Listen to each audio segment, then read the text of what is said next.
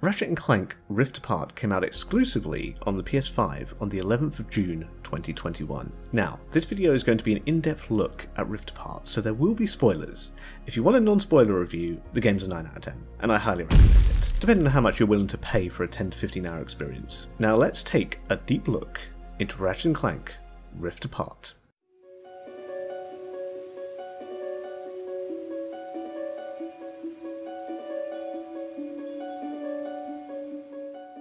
Rift Apart starts out with a shot of Rivet, one of the new characters in the series. Rivet is the alternate dimension version of Ratchet, and this is really her game, having roughly around 50% of the game where the player controls her. The scene shows her in a dystopian city where Nefarious is the ruler, and all squishies, non-robots, are captured. She saves another squishy, and gives the person her helmet, immediately showing the player who Rivet is, someone willing to put themselves in danger to save others. It's an act of selfishness that quickly allows the player to form a connection with Rivet despite not even having played her yet. This, along with the look of fear across her face, cements that this game is going to have a much more dark tone compared to the rest of the series. This is exemplified in the villains of this game, the two Nefariouses. The Nefarious we've known till now is mostly played off for comic relief, a threat that is never really a threat. And you feel that in many of the games pre-Crack in Time, no one is going to get hurt or die. It's kind of comparing Austin Powers to James Bond. The new villain, Emperor Nefarious, however, is immediately more intimidating. His design, his composure, and most importantly his voice tells you that he is not someone to be messed with, and not someone you want to crack a joke around. And this tone is set before we even get to meet him, building up his eventual entrance to the story. The next scene shows the back of Rivet's head, interchanging with Ratchet's as we catch up with the series' main protagonist. This is the first hint that Ratchet and Rivet are dimensional counterparts, which kind of makes this love interest scenes a bit weird. I mean, it's not just me, right? It's like they're the same person. Wait a second, haven't we seen this already somewhere before? You manage our affairs with such poise. Naturally, as do you. Ah.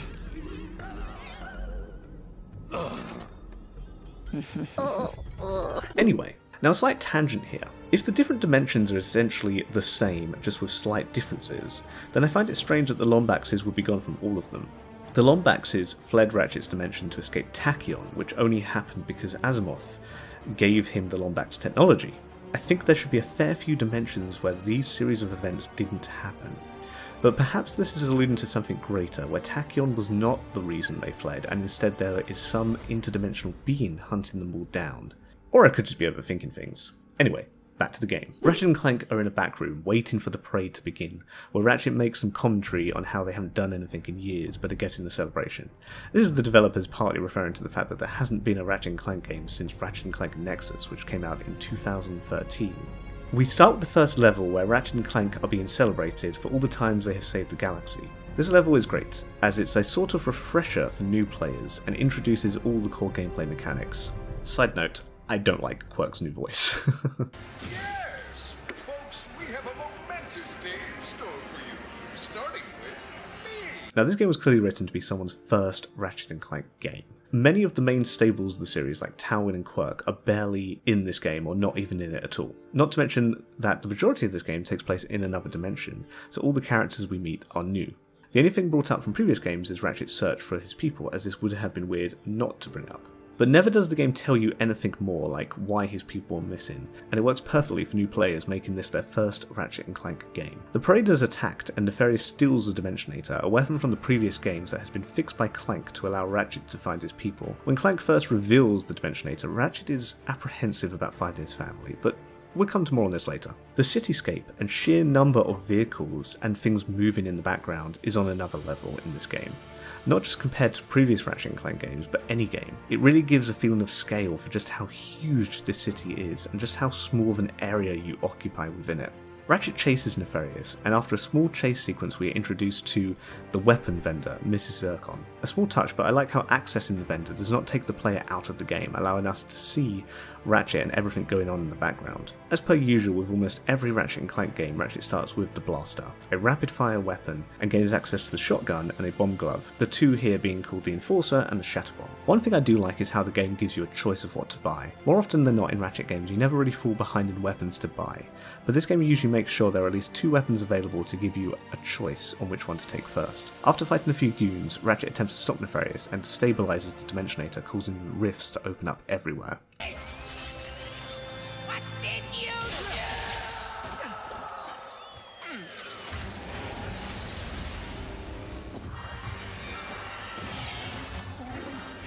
Ratchet finds he has the ability to pull himself towards these rifts with a piece of the crystal used in the Dimensionator. This effect is very cool, though it's not the first time something like this has been done.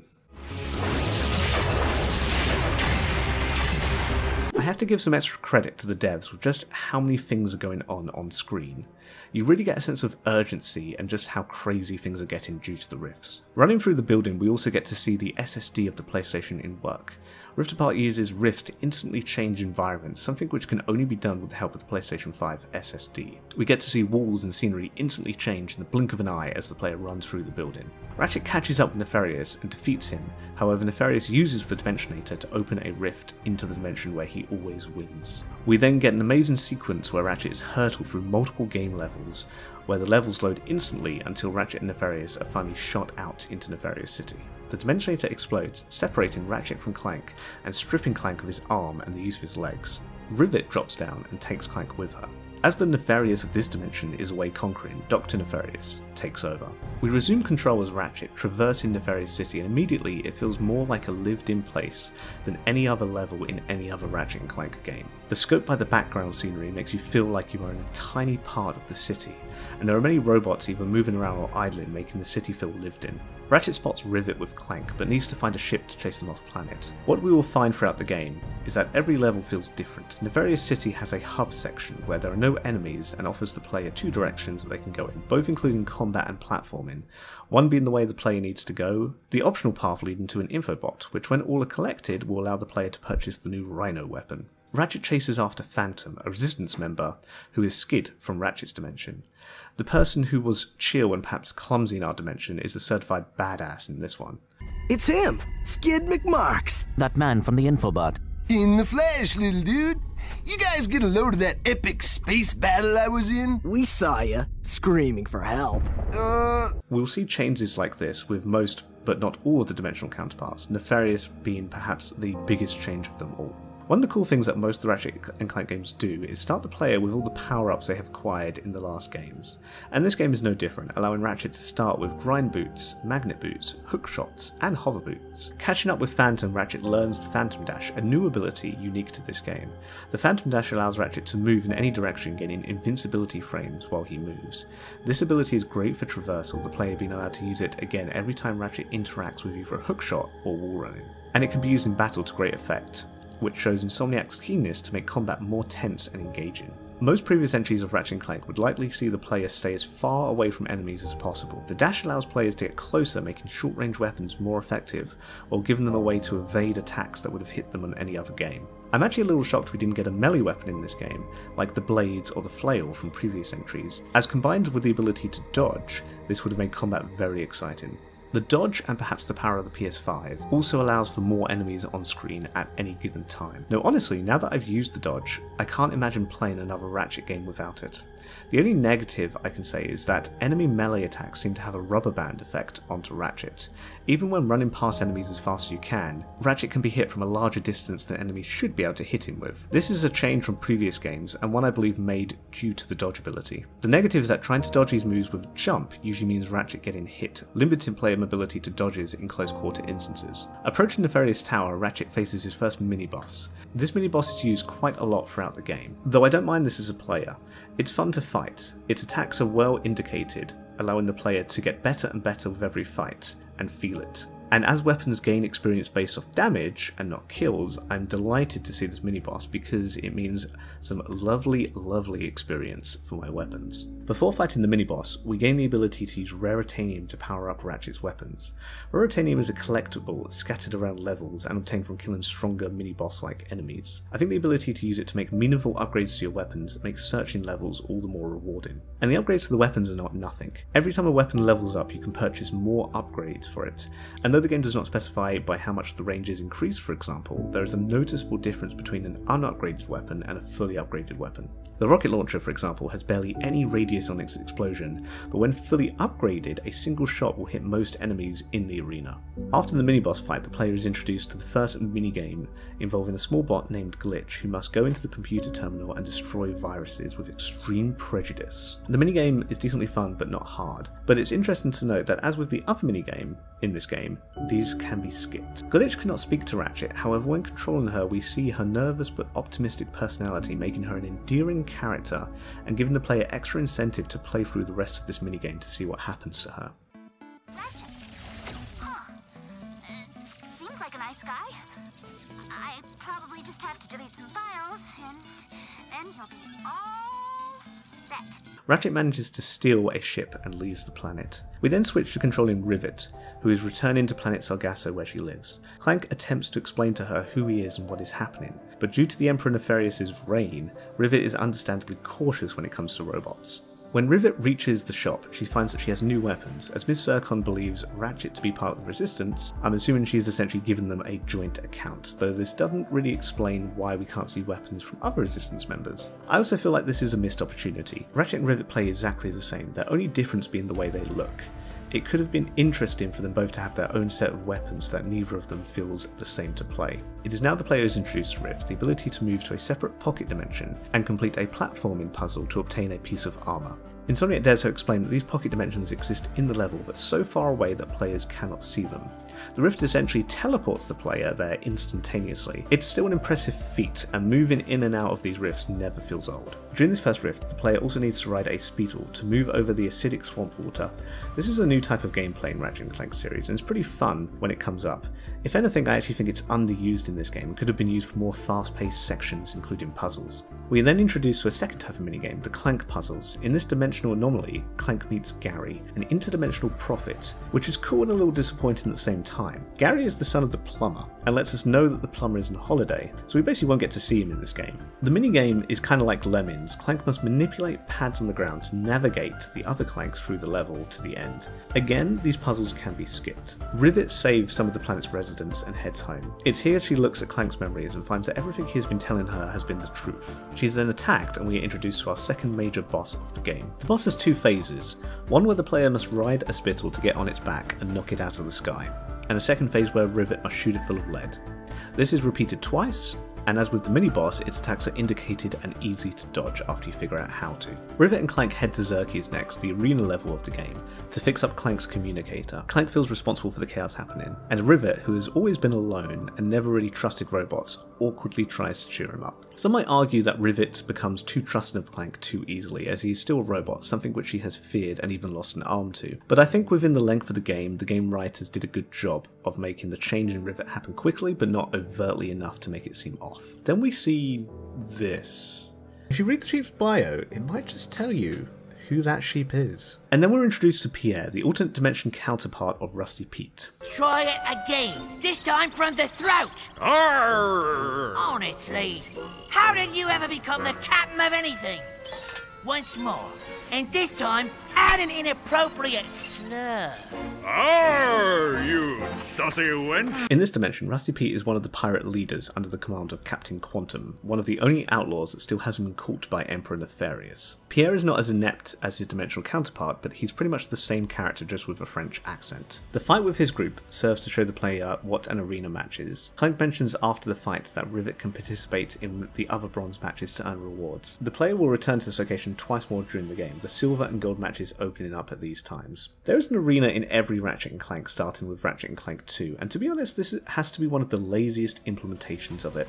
It's by no means bad, but just mediocre in comparison. There are only around 15 arena fights in total, previous entries containing much more with longer stages like the 52-round survival with multiple bosses and gauntlet runs. Rift Apart has an interesting stage that sees the player ride a spittle through different levels, and this was a definite standout. I would have liked more of these stages where levels repurpose race courses, or even move into different locations when fighting, but ultimately, barring the location of Xerxes itself, the arena feels like an afterthought in this game. Obtaining the part from Pierre, Clank is able to contact Ratchet. Ratchet and Rivet talk for the first time, the two reacting similarly to each other, and form a plan to obtain parts to rebuild the Dimensionator. Ratchet lands on planet Savali and inquires with Gary about building the Dimensionator. He points Ratchet to the archives, which takes off due to an intruder alert. Gary's apprentice, of whom Ratchet will eventually name Kit, falls off and the two work together to get back the archives. So embarrassing. Kit is to Clank as Rivet is to Ratchet. The two appear to share the same history, being built as warbots and the same personalities. However, what this dimensional counterpart serves to show is what Clank might have been like if he had never met Ratchet. Savali is a really cool world in Rift Apart. Ratchet acquires the ability to boost with his boots, which is used to get across a wide open world, in which the archives walk around. Just a little touch, but forcing the player to press L2 multiple times to rev up their boots before reaching max speed is so much more satisfying than just pressing the button once. This level also contains a really satisfying mix of platforming and combat, and a cool set piece of needing to boost through a dimensional speedway to fly high over the level and reach the archives that the player has seen walking around the whole time. Though optional, there are also orbs the player can collect on this world, which depict the events leading up to the creation of the dimensional map. By collecting all 12, we discover that it was in fact a Lombax that created the dimensional map, and thus may also tell Ratchet where his people are. Before leaving the planet, Kit turns into her warbot form and destroys the invaders, almost attacking Ratchet in the process. We find out that she does not like to get close to others because she is afraid of hurting them. However, Ratchet convinces her to team up and continue their journey. Rivet lands at the Blizar Mines to find a phase quartz needed for the Dimensionator. However, the planet has already been destroyed. Hitting the Blizon crystal at the start of the level will make an instantaneous shift into another dimension, where the planet has yet to be destroyed. Now we get to see the gimmick of this world, where the player will be constantly going back and forth between the destroyed and undestroyed versions of the planet to traverse their way across it. The gravity is also low in the destroyed version of the world, allowing for slower jumps, muffled sound effects, and bolts that will hover in the air rather than lay on the ground.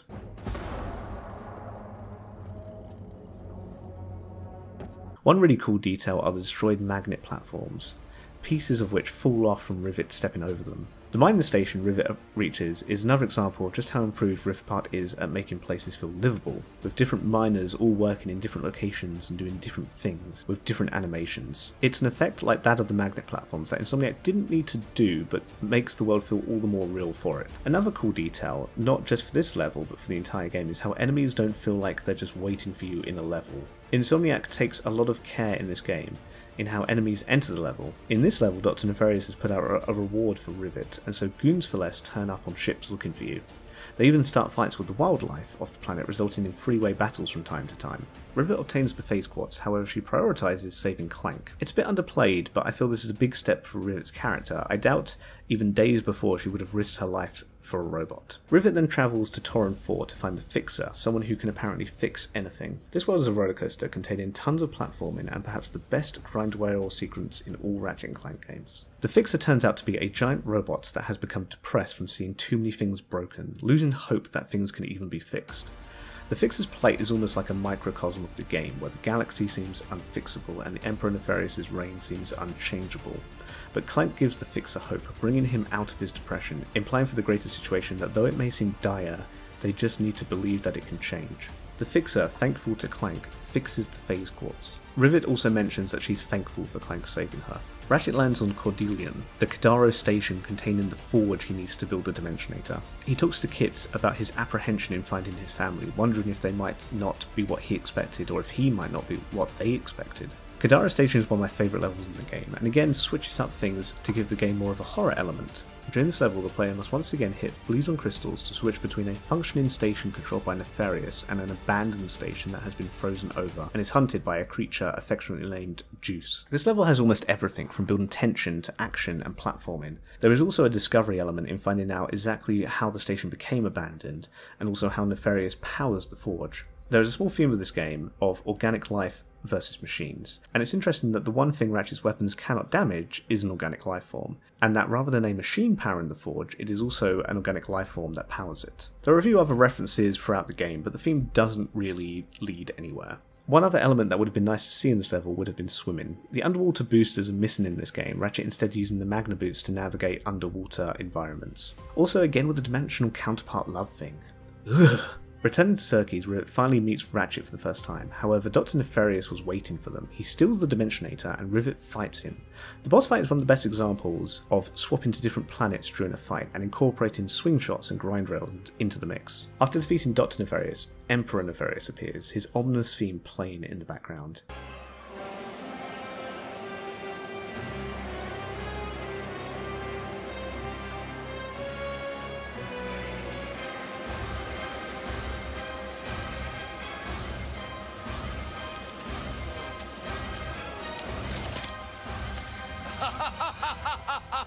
Wow! What a battle! Immediately we can tell he's far more intimidating and competent than Dr. Nefarious. I already mentioned this in the first cutscene, but this game puts on a much darker tone, and this Nefarious cements that. Dr. Nefarious and Ratchet's dimension would be the Dr. Evil and Austin Powers, compared to Emperor Nefarious's and Rivet's dimension being the Goldfinger and James Bond. No more are our characters safe, no more is this just a fun adventure, and this is shown clearly to the player as Emperor Nefarious kills a whole crowd of people by sucking them into another dimension. Then Nefarious leaves, and Ratchet and Rivet split up. Rivet returns to a home planet which the Emperor is attacking. An optional side quest earlier in the game sees Rivet find food for Trudy, a mini dragon thing, and in the defense of the planet, Rivet gets to ride her and fight off Nefarious. I feel this segment is a little undercooked, the player not really feeling like they are in any danger while riding Trudy, but the spectacle is great, and I think that's what this section was all about. The Emperor tries to trap Rivet in a pocket dimension at the end of the battle, and though Rivet is able to escape, we find out from her that it was Kit that lost her arm, though Rivet does not realise this fact. Ratchet lands on Ardolis in search of Captain Quantum. This level again switches things up a little by having Ratchet go through an amusement park of sorts, which is something I believe is inspired from the pirate dance section from Tools of Destruction. Ratchet mentions to Clank that he's made up his mind to find the Lombaxes, his talks with Kit making him realise that the Dimensionator does not only bring bad. Ratchet finds Quantum, the leader of the pirates, and discovers that he is none other than the alternate dimension version of Captain Quark, if it wasn't obvious enough by the name already. Quantum has been evading Emperor Nefarious due to a bug he has planted on him. Quantum appears to be a little clumsy like Quirk, but is overall a lot more competent. Though where Quirk tries and tries again to be a hero, Quantum has long since given up. I think Quantum and Quirk were a massive missed opportunity in this game.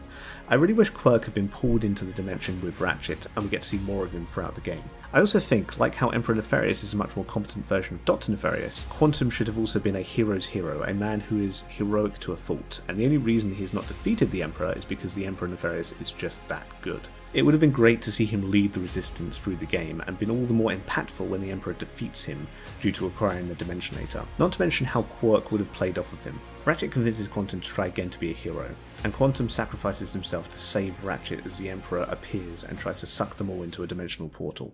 What are you doing? Hero stuff! Not satisfied with just conquering his dimension, the Emperor goes after the dimensional map, and Ratchet races there to get the map before him. Clank finds the map, but the Emperor takes it, sending Ratchet to his prison. Kit reveals that she is the one who lost Rivet's her arm, and attacks the Emperor, but is sent to the prison as well, leaving only Rivet by herself. Rivet travels to Nefarious's prison, where she frees Quantum, Clank, and the others. This level is a little underwhelming in terms of new gimmicks and gameplay, but I have to praise its use of colour and lighting to reflect the mood and despair of the situation. After saving Ratchet and Kit exclaims that she wishes to go back to her home. Rivet gets angry with her, telling her not to run away, but Kit stays in the slump and Rivet leaves. The heroes return to Xerxes, where all of the people Nefarious had captured have grouped up in order to fight him. Emperor Nefarious opens a portal to Ratchet's dimension and proceeds to conquer Megalopolis.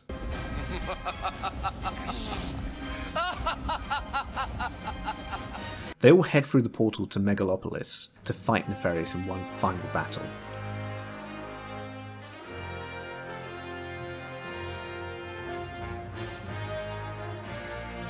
The multi-stage boss fight sees players switch between Ratchet and Rivet, shooting parts of Nefarious's giant mech. Ratchet then enters the machine and destroys the core from the inside, resulting in a final showdown between Rivet and the Emperor, which is basically a reskin of the Dr. Nefarious battle. The battle as a whole is more of a showpiece than anything, where we get to see all of our characters participate in the fight. The battle itself is not particularly tough, even on the hardest difficulty, and actually is a little tedious due to the high health of the boss and the repetition of strafing left or right while unloading into it. The Emperor himself brings forth an army of followers to fight Rivet, but Kit appears and saves Rivet, holding off the enemies so Rivet can face down the Emperor. It's interesting that they could barely touch the Emperor in his own dimension, but the moment he goes into Ratchet's dimension he was defeated. Funnily enough, Dr. Nefarious does the finishing blow and then promptly defeats himself. This is the part where you lose!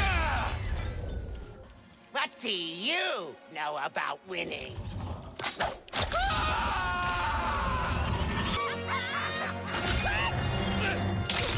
Ratchet and Clank fixed the dimensions, and the story ends with Ratchet asking Rivet if she would like to come with him to see the Lombaxes. Overall, the story didn't have everything I wanted. Lawrence only shows up at the end credits, his absence explained away by a newborn. The plumber was also absent, as was Quirk for most of the game, but I think it was a good story, and one made for new players of the series. A story made to get people into the series without having played any of the other games, but while still continuing the overarching story. The game took me 15 hours to 100% complete, and honestly feels a little short, despite being the longest Ratchet and Clank game. I think this is in part due to half the game being split between Ratchet and Rivet. With 2 point of views, the story feels like it moves at half the normal pace of a Ratchet and Clank game. Emperor Nefarious also only comes into the game after 7 out of the 9 worlds have been explored. I know this is when the story ramps up, but it would have been nice for him to be in the game for longer, and for our heroes to need to go through more worlds and trouble in order to defeat him. After completing the game, Challenge Mode is unlocked, which is the standard New Game Plus mode for Ratchet and Clank games. This allows the player to replay the game carrying over almost everything, and add in a bolt multiplier to increase the amount of bolts the player earns as long as they don't get hit. Omega versions of level 5 weapons can now be purchased, which now will level up to level 10, and 2 new weapons are available, the Bouncer and the Pixelizer. Now I want to discuss the weapons in Rift Apart, and some of the good things and some of the issues that come from how they were implemented in the game. A Crack in Time, for example, has around 18 weapons in its game.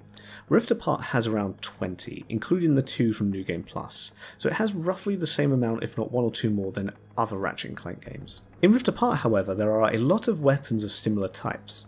For example, the pistol type weapon you get at the beginning of the game has 4 iterations in this game, that being the burst pistol, the lightning rod, the buzz blades, and the black hole gun, all weapons fulfilling the same purpose of long-range rapid-fire damage. There are also 3 different types of shotguns, and 3 different follower guns. This is a little more egregious than in previous games, which is a little odd, and due to this, the gameplay can feel a little less exciting than it could have been. I would have seen more weapons that really make use of the PS5 that maybe they had ideas for but weren't able to implement before. In previous games, enemies and weapons become more powerful as the player progresses through the game, forcing the player to use new weapons rather than stay set using old favourites.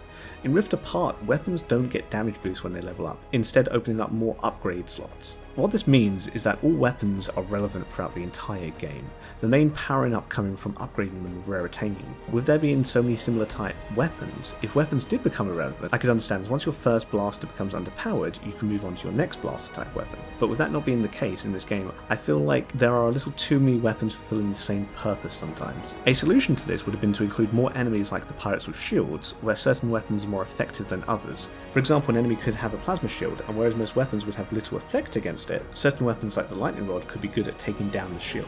Now let's talk about weapon upgrades. Each node doesn't exactly specify how much stronger a weapon is becoming, but believe you me when I say they're more than you think. The Rhino, for example, does about 1000 damage to an enemy you hit directly and a few hundred to surrounding enemies. Fully upgraded Rhino will do 9999 damage to most enemies on the screen, with the blast radius being roughly 300 to 500 times larger. I really like how much stronger weapons become and makes hunting around for Raritanium all the more rewarding. There was only 9 levels in this game, not including the opening and ending level. However, each of them are 2 to 3 times longer than in any other previous Ratchet and Clank game. The only downside is that going back for gold bolts means players must run through the level again. Having an instant return to ship option in the menu would have been a nice touch to alleviate this annoyance. I played through the game on the hardest difficulty, which is the mode I would recommend. The main reason being that the enemies are far more aggressive, making you put much more attention into combat. The only downside of this mode is that due to your health increasing 10 points at a time, leveling up can feel like it did nothing. I think a good solution would have been to allow the player to level up twice as fast and get 5 hit points at each level. Challenge mode also felt too easy. I had enough bolts to acquire all the Omega forms for all the weapons by the halfway mark of the game, but had to rerun the arena boss fights to get enough Raritanium to fully upgrade my weapons. I like the effort Insomniac have put into their New Game Plus mode, but it would be nice to see a little more. Perhaps a weapon randomizer mod would be nice, where you can play through the game being given random weapons at random times. I also feel like there's not enough puzzle platforming in this game. Previous games would usually give Ratchet a gadget or two, like the Hydro Displacer that can move bodies with water. The issues with these gadgets is that they usually only get used on 1 or 2 levels. Still, I don't think removing them entirely was the solution. I would recommend playing this game not with headphones, though the choice is yours.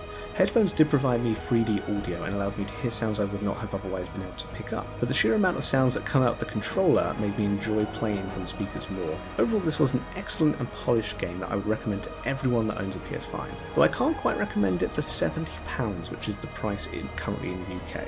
Well, I think I've covered everything. I hope you enjoyed this analysis of Rift Apart. If you're still watching, please consider liking this video and hitting that subscribe button. This has been That Stephen Rich, and I'll see you in the next one. This galaxy is finally mine!